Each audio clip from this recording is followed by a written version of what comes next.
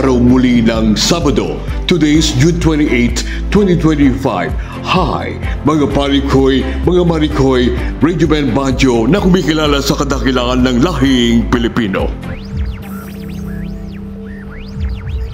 Sa lumalalang issue ng online scam sa buong bansa, pinapalakas ng PNP ang kampanya ng Cybercrime Group laban sa banta ng AI-manipulated at investment fraud.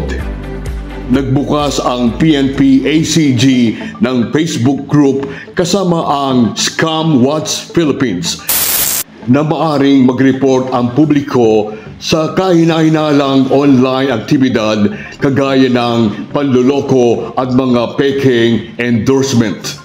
Ayon pa sa PNP ACG, mahalaga ang pakikisa at pakipagtulungan ng publiko para matugis ang mga cybercriminals.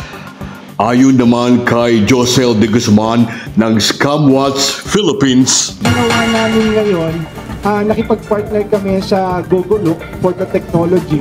At the same time, magagamit yun sa Whoscall app and then sa PNP Anti-Cybercrime Group.